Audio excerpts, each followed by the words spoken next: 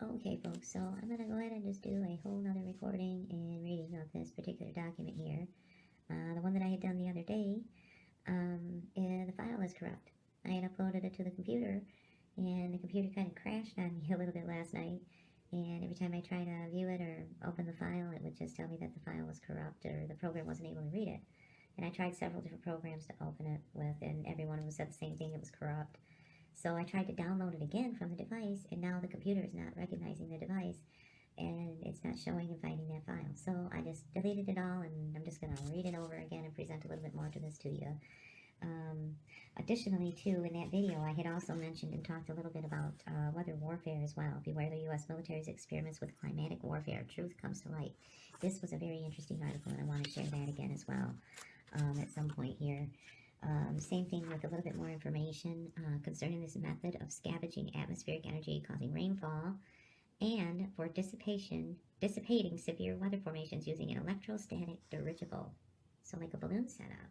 And I find this very curious after what I had captured last July, drifting down in the sky during a storm that we had around these parts. So I want to go into that a little bit more as well in a future video. And there's a whole slew of information here still that I want to share yet. I have some documentation about silver iodide as well, again, that I want to share. There's another article here talking about the UAE manages weather with drones that electrify the clouds. And this was coming from a couple years ago, folks. So it's going on in multiple countries, and it's been ongoing for a very long time. Just in case there's anybody out there that still wants to try to debate that it's not going on. Yeah, I'm done debating that. I'm done with that argument with anybody. We already have enough proof and evidence, even from their own publications and from these own agencies, that they have actually been doing it. They've been doing it for a long time, and they are ongoing in doing it and still doing it, actively deploying these weather modification systems and projects. And I'm not going to debate that with anybody anymore at this point.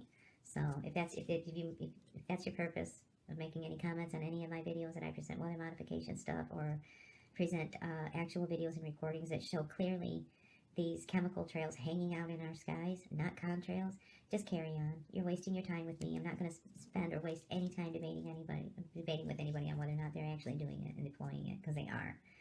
Anyway, this is from 1979, folks. A report to the President and the Congress. National Weather Modification Policies and Programs, November 1979. And this is coming from the U.S. Department of Commerce. Yeah. And just a little cover letter here. Sirs, it is my honor to submit to you a report on national weather modification policies and programs. Yeah, that just sounds so formal. This document contains the findings, conclusions, and recommendations of the study required by the National Weather Modification Act of 1976, folks. The National Weather Modification Act of 1976. Yeah. Anyway. Introduction. The National Weather Modification Policy Act of 1976, reproduced as Appendix A to this report, or the Act, directed the Secretary of Commerce to conduct a comprehensive study, you don't say, of the status of weather modification, science, and technology, and to submit to the President and the Congress a report on the findings, conclusions, and recommendations of the study. This is the report prepared pursuant to that congressional directive. In January 1977, the Secretary of Commerce established a Weather Modification Advisory Board, or the Board. Yeah, did any of y'all around back in 1977? Or old enough to remember? Do you remember ever hearing about a Weather Modification Advisory Board being established? Yeah. To provide independent advice on the wide range of weather modification issues required to be addressed pursuant to the Act. In April 1977, 17 people with a wide range of backgrounds and distinguished records of service in private and public life were appointed to the board. Well, that's special. The board was chaired by Mr. Harlan Cleveland, Director of the Program in International Affairs at the Aspen Institute for Humanistic Studies. Yeah, members included experts in weather modification, atmospheric science, oceanography, law, economics, international affairs, environmental studies, political science, state government, and public administration. Yeah. The board retained the services of 20 consultants and 6 contractors to prepare study papers on issues and problems associated with weather modification. It met 12 times in 7 states and the District of Columbia between May 1977 and June 1978. I bet that didn't make it on the mainstream news alerts, huh? Board members heard testimony from over 100 individuals and groups. Oh, 100? Oh my. Both from this country and abroad. They spent many hours reading documents, drafting statements, weighing the contributions from consultants, and discussing the issues in public sessions. How many of y'all remember seeing public sessions back then? Anybody remember hearing about public sessions back through the late 70s? From this advisory board on weather modification? Yeah. The board's report was issued in July 1978 and contains a comprehensive discussion of the current status of weather modification science, technology, and national and international regulation. The report is commendable not only because of its artistry and thoroughness, but also because it was primarily a product of the members themselves rather than the board staff. Well, and that's special. Well, they couldn't have too many people in on it, huh? Volume 1 of the board's report is included as Appendix F to this report. It is a primary source document for much of this report. Volume 2, a technical study of the role of statistics in weather resources management, is included as Appendix G. In addition to the board's report, this report is based on the documents and studies underlying the board's report. And the studies and expertise of the scientists of the Department of Commerce's National Oceanic and Atmospheric Administration, or NOAA. They've been involved right from the very start. And other government agencies who are engaged in atmospheric and weather modification research and in international atmospheric science activities. Public comment on the board's report was also requested in connection with its widespread, public comment, huh? With its widespread distribution to interested members of the scientific, environmental, academic, regulatory, and business communities through an invitation to comment published in the Federal Register and through solicitation of the views of all 50 state governors. Oh, yeah, right, because people check the Federal Register, right? Yeah, I'm sure they didn't make it pretty well known. This report, submitted in accordance with Section 5 of the Act, is organized to respond to each of the specific charges to the Secretary in that section. As required by Section 5A1 of the Act, Chapter 1 of this report summarizes findings of the Department's study in each of the 11 areas of investigation specified in Section 4 of the Act. As required by Section 5A2 through 6 of the Act, Chapters 2 through 6 discuss other pertinent findings and set forth recommendations with respect to a national policy on weather modification and a national weather modification research and development program, levels of federal funding, authorizations desirable to facilitate development of a national program, a management organization to pursue the effort, and the desirable regulatory and international aspects of a national weather modification program. Yeah, I don't ever remember it being up for public debate on any mainstream circles years ago myself. In fact, I remember being made fun of when I made the mere suggestion of it. Yeah. And I don't think there's going to be any level of reconciliation for any of that either. They're just going to keep allowing some of these ignorant tools to go around being ignorant tools. Summary. Modification of the weather is scientifically possible if it is done reliably and with predictable results. Yeah, right, as if you can predict nature. Society would benefit substantially, both economically and by savings of lives. Oh, you think? Really?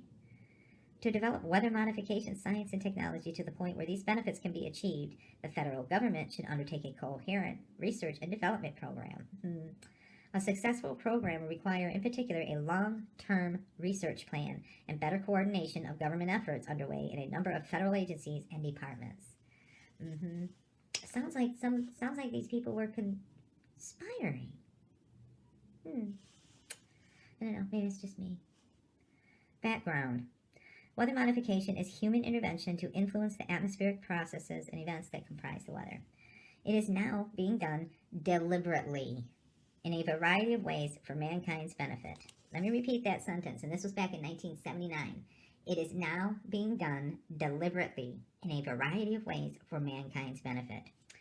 Cloud seeding technologies are employed commercially in this country in efforts to clear winter fog from airports, augment snowpacks in mountain regions, increase rain from summer showers, and reduce destruction from hail.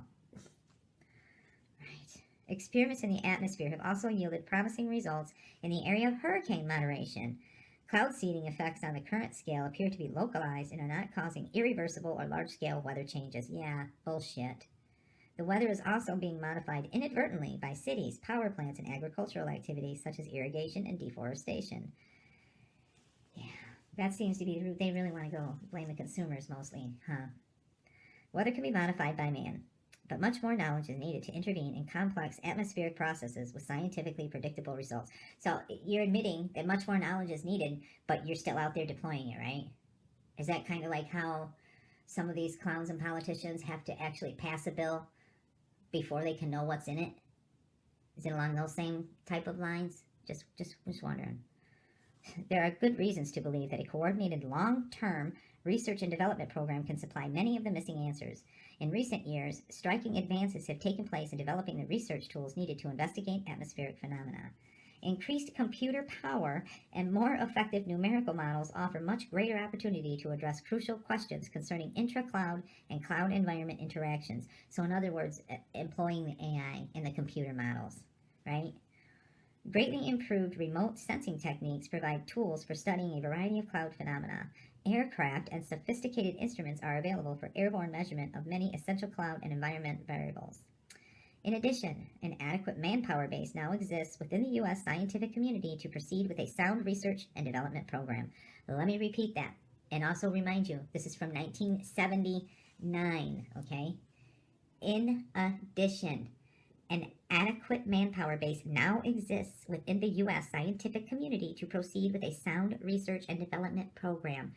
That's all of those folks you see pitching all of this bullshit from their computer modeling programs that rely on it for a paycheck. And they need to start realizing how much that paycheck really means to them and how they really want to represent themselves as stewards of this planet, knowing everything that has already been discovered and known from all of these studies they've already done for decades. And in fact, I have a statement, a couple of different documents and statements where they were saying way back when that it is possible that once you reach a certain point, after you've manipulated, controlled, and altered this stuff, after you reach a certain point, there could be a point where there's no turning back because you actually do irreversible damage, okay? Oh my goodness, anyway. Such a program may prove some technologies that now seem possible to be unworkable or uneconomic.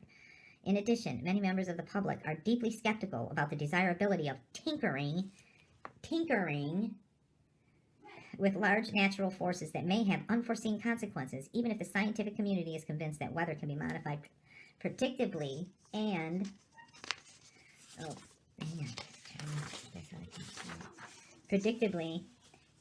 safely. Thus, a national research program will require widespread public participation and scrutiny at all stages, regulation of activities by the government when necessary to ensure public safety, and constant reevaluation of experimental progress, problems, and prospects. Yeah, you know what? I don't ever remember seeing or hearing about a whole lot of public involvement. In fact, I remember seeing and hearing reports of people protesting, but those people all disappeared. Yeah, right. As if they really, truly consulted the public on this, right? Yeah, Yeah, well, let's just look at the potential benefits, shall we? Yeah. Potential benefits. Yeah, okay. Effective operational weather modification technologies would have substantial benefits that are likely to outweigh the costs by impressive amounts. Outweigh the costs, huh? You know what word I'm not seeing in there? Outweigh the risks in this. Yeah. The ability to deliver more water in the right places and at the right times for farming, irrigation, hydroelectric power, and municipal and industrial water use would benefit agricultural and urban areas. Substantial economies could be realized by the aviation sector if a reliable technology existed to dissipate fogs, thus avoiding cancellation of airport operations and losses to affected travelers. Yeah, yeah, and realizing the effectiveness of using the aviation sector, and they most definitely are. These commercial airlines are most definitely getting a little bit of a kickback to allow certain apparatuses and things to be installed on their airliners. Yeah, folks, it's that deep. The annual reduction in hurricane damage from storm surges and winds could be significant. In the United States, the annual economic losses caused by hurricanes, including accompanying floods, are about $800 million. 3 storms since 1964 each resulted in losses of more than $1.4 billion. Preliminary estimates place losses from 1979's Hurricane Frederick well in excess of $1 billion. We also lose nearly 100 lives annually as a result of hurricanes. With the increasing population and industry at risk in U.S. coastal areas, these losses are almost certain to escalate. Yeah, sounds like a threat to me. And losses of this magnitude are not limited to the United States. In Bangladesh, a tropical cyclone killed about 200,000 persons in November 1970. Yeah, I wonder who was involved in that one. The city of Darwin, Australia, was virtually wiped out by Cyclone Tracy in December of 1974. Yeah, let's look back on some of the records on some of the military operations from those periods of time. Program requirements. Yeah, okay. To allow weather modification to develop to its full potential, the following changes in the present federal programs should be undertaken. A national atmospheric R&D, research and development program, a well-coordinated, long-term national research program into the scientific basis for management of our weather resources will be required. This should focus on obtaining a substantially improved understanding of cloud systems and their behavior, and should include a mixture of theoretical studies, computer modeling, and laboratory experiments, developments in monitoring and cloud seeding technologies, and field experiments in the atmosphere. The research program should also include studies to identify and understand the inadvertent influences of urban and industrial activities on local weather. Yeah, much of this research is related to and should also have broad application to other national objectives such as weather forecasting and air quality. Yeah. So when they talk here about the research programs, it also includes studies to identify and understand the inadvertent influences of urban industrial activities on local weather. It seems to me that has been their main focus as far as pushing it out to the public. That's how they've been selling it to the public, telling the public that it's because of you as a consumer. It's because of your gas. It's because of your consumption and your carbon footprint, right? Environmental and other studies. For wise application of a weather modification capability, more knowledge is needed about the full range of environmental, social, legal, and other benefits and costs that will result before embarking on large-scale operational weather modification programs. So you admit it right there. More knowledge is needed. You should have never have started. More knowledge was needed, but you went ahead and took the liberty to go ahead and do it, right?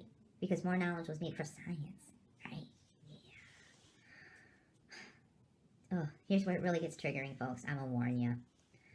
At least it is for anybody that's been paying attention to a lot of this that's been going on and the amount of damage that has been done to our environment in the last 4 to 5 decades. Yeah, if you've been paying any kind of attention, this next paragraph is probably going to trigger you a little bit. Stable federal funding. Total funding for deliberate and inadvertent weather modification research in the federal government has remained relatively level, from $18.6 million in fiscal year 1972 to $17.2 million in fiscal year 1980. Several federal agencies supported weather modification research in the early 1970s, but only the Department of Commerce's National Oceanic and Atmospheric Administration, the Department of the Interior's Bureau of Reclamation, and the National Science Foundation are now active. Yeah, and that was back in 1979. Past on-again, off-again efforts reflected concern over the state of the art and available assessment tools. The field requires sustained effort over a period of years to achieve reliable results. So in other words, we have to do it for a really long time just to make sure that it's going to work, but we could get to a point where we've done it so much that there's no turning back. Absolute insanity. Absolutely insane. Yeah, the field requires sustained effort over a period of years to achieve reliable results.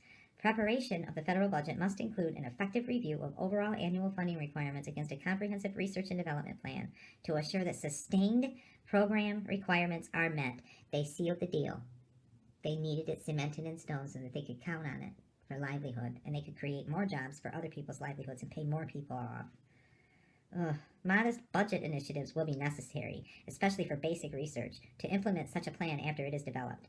Until such time, current authorizations should provide sufficient flexibility to develop specific programs to meet the highest priority research needs. See, your tax dollars have been funding it too. How about that?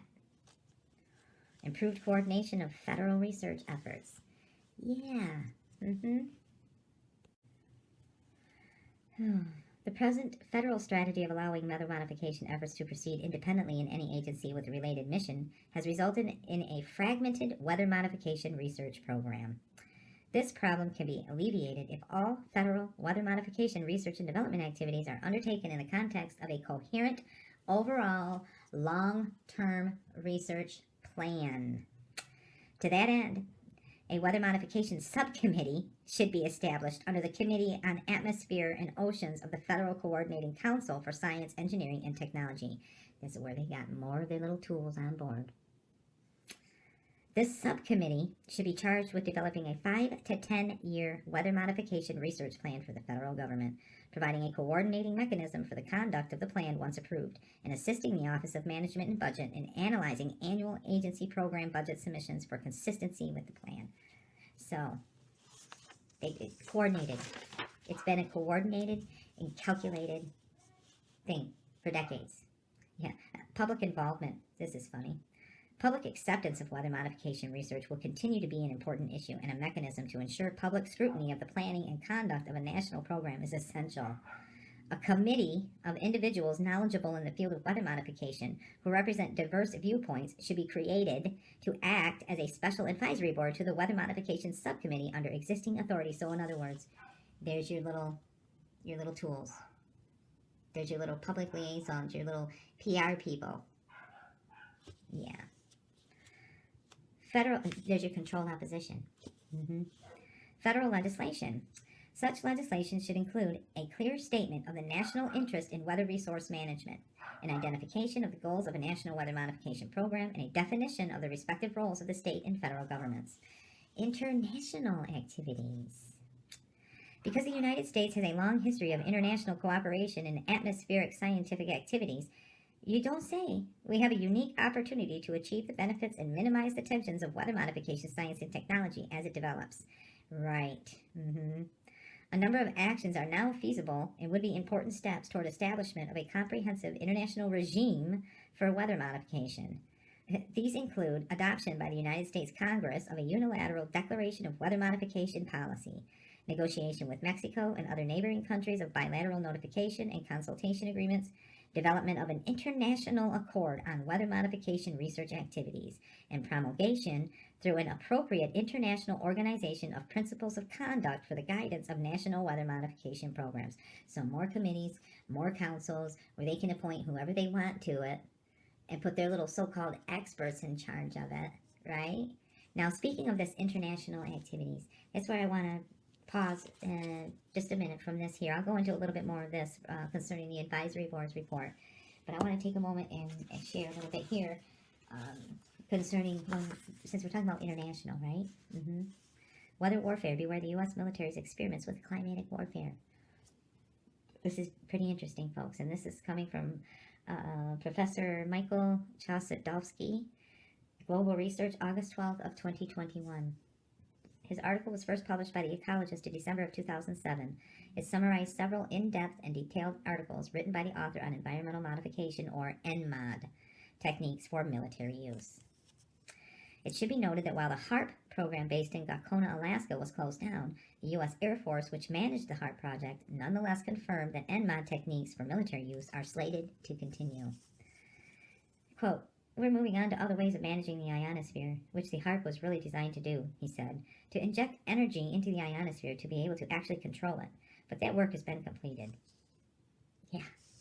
The ongoing debate on climate change, including the worldwide protest movement, fails to acknowledge the role of climatic warfare, namely the deliberate manipulation of climate for military use. And I have several other documents. You all, I'm sure, if you've been watching Dane Wigington, you know about Operation Popeye and several of them. I have several of those files printed, and I could go into some videos in the future in those if anybody's interested too. But similarly, the mainstream media has failed to analyze the military dimensions of climate change. A recent Associated Press AP report entitled "The Super Spreaders Behind Top COVID-19 Conspiracy Theories," directed against several authors and independent media, including Global Research, describes Michael Chossudovsky as a professor emeritus of economics and a conspiracy theorist who has argued the U.S. military can control the weather. He says, my response, do your homework. Sloppy journalism on this and other issues, including COVID. Yeah. There is a vast literature on weather modification for military use. The U.S. military can control the weather, and that is not a conspiracy theory. I refer the distinguished AP journalist to consult the U.S. Air Force document entitled "Weather as a Force Multiplier, Owning the Weather in 2025. That's just one of many. Yeah, and they put a screenshot here from the report. In 2025, U.S. aerospace forces can own the weather by capitalizing on emerging technologies and focusing development of those technologies to warfighting applications. Such a capability offers the warfighter tools to shape the battlespace in ways never before possible. It provides opportunities to impact operations across the full spectrum of conflict and is pertinent to all possible futures. The purpose of this paper is to outline a strategy for the use of a future weather modification system to achieve military objectives rather than to provide a detailed technical roadmap. So that's from Owning the Weather, and I've read that before. I've read from that before, and I could do more of that in the future as well if anybody is interested. 2021 weather conditions raise questions. In 2021, the extreme weather conditions have affected the entire planet. Yeah. Massive floods in China, Russia, Germany, and Turkey, forest fires and extreme heat waves in British Columbia, severe droughts in California, which threaten agriculture, snowstorms in Brazil. We here in Nevada, we had so many triple-digit days. More, so much more, so many more. It was just ridiculous how many records we broke on the triple-digit days here in Nevada. Anyway, the causes must be carefully investigated. They are not attributable to CO2 emissions. There is, however, no evidence that these occurrences are the result of weather modification techniques as defined by the U.S. Air Force and Weather as a Force Multiplier owning the weather. Yet, at the same time, it should be understood that advanced and sophisticated environmental modification techniques, or NMOD, are fully operational. Yeah. Rarely, let me get this over here. There's this bottom part here. Rarely acknowledged in the debate on a global climate change, the world's weather can now be modified as part of a new generation of sophisticated electromagnetic weapons. Yeah. Both the U.S. and Russia have developed capabilities to manipulate the climate for military use, and so has China.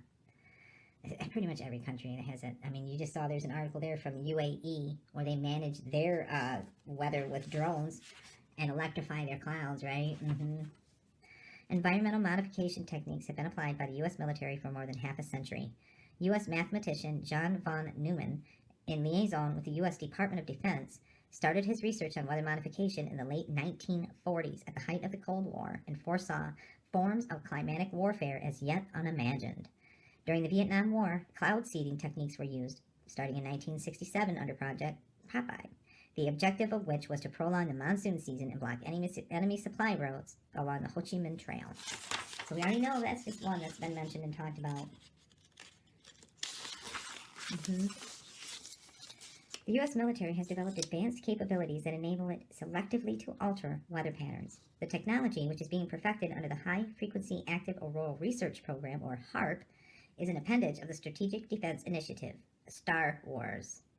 From a military standpoint, HAARP is a weapon of mass destruction, operating from the outer atmosphere and capable of destabilizing agricultural and ecological systems around the world. Weather modification, according to the U.S. Air Force document AF 2025 Final Report, offers the warfighter a wide range of possible options to defeat or coerce an adversary. Capabilities, it says, extend to the triggering of floods, hurricanes, droughts, and earthquakes. Weather modification will become a part of domestic and international security and could be done unilaterally. It could have offensive and defensive applications and even be used for deterrence purposes. The ability to generate precipitation, fog, and storms on Earth or to modify space weather, and the production of artificial weather all are part of an integrated set of military technologies. Yeah, folks. In 1977, an international convention was ratified by the UN General Assembly which banned military or other hostile use of environmental modification techniques having widespread, long-lasting, or severe effects. It defined environmental modification techniques as any technique for changing through the deliberate manipulation of natural processes, the dynamics, composition, or structure of the Earth, including its biota, lithosphere, hydrosphere, and atmosphere, or of outer space. Yeah. While the substance of the 1977 convention was reasserted in the UN Framework Convention on Climate Change, signed at the 1992 Earth Summit in Rio, debate on weather modification for military use has become a scientific taboo. Yeah. We need more whistleblowers. We need more whistleblowers. That's what I was saying before. We need some of y'all with the guts and the balls to come forward. Seriously, it's long overdue. Same thing with all you meteorologists and climate engineers and all of y'all that are working as civil engineers and stuff, even for the National Guard, where you're going around and you're rebuilding these areas. that are destroyed. If you know something, you need to be talking about it and telling the public about it. Enough with all this bullshit with these secret projects. We need full transparency, especially when it comes to this kind of stuff right here.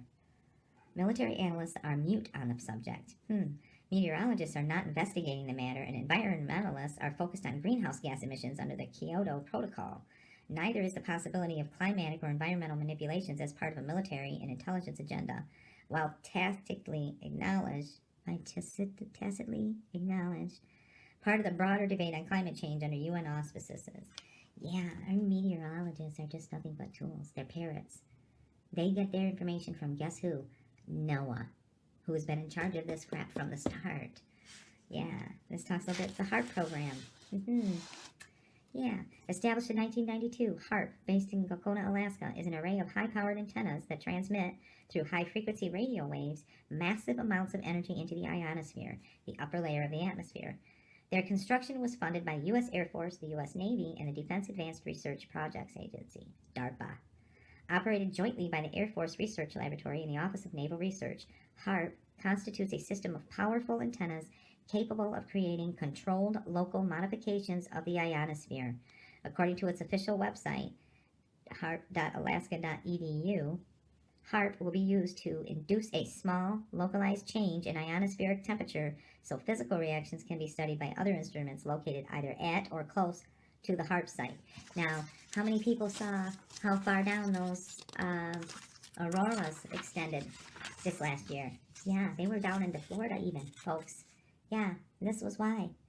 This is showing them where it's located at. HAARP array of antennas. But Rosalie Bertel, president of the International Institute of Concern for Public Health, says HAARP operates as a gigantic heater that can cause major disruptions in the ionosphere, creating not just holes, but long incisions in the protective layer that keeps deadly radiation from bombarding the planet. Physicist Dr. Bernard Eastlund called it the largest ionospheric heater ever built. HAARP is presented by the U.S. Air Force as a research program, but military documents confirm its main objective is to induce ionospheric modifications, with a view to altering weather patterns and disrupting communications and radar for defensive purposes. Now, I don't know if y'all are familiar with, there's a Periscope film that I'll have to find it. It's about the dew line. And originally it was pitched to help with our communications so that our military would be able to coordinate and provide us with more security, right? Yeah.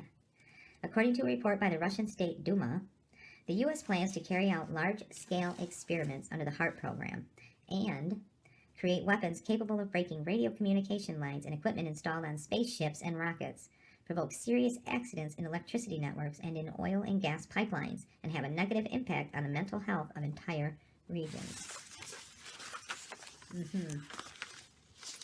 let me get this folded over here. Oh, there we go. An analysis of statements emanating from the U.S. Air Force points to the unthinkable. The covert manipulation of weather patterns, communications, and electric power systems as a weapon of global warfare, enabling the U.S. to disrupt and dominate entire regions. Weather manipulation is the preemptive weapon par excellence.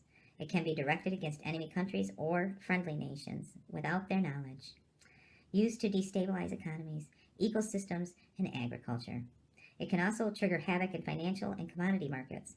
The disruption in agriculture creates a greater dependency on food aid and imported grain staples from the U.S. and other Western countries. HAARP was developed as part of an Anglo-American partnership between Raytheon Corporation, which owns the HAARP patents, the U.S. Air Force, and British Aerospace Systems, BAE Systems. The HAARP project is one among several collaborative ventures in advanced weapon systems between the two defense giants. The HAARP project was initiated in 1992 by Advanced Power Technologies Incorporated, APTI, a subsidiary of Atlantic Richfield Corporation, or ARCO. APTI, including the HAARP patents, was sold by ARCO to E-Systems Incorporated in 1994.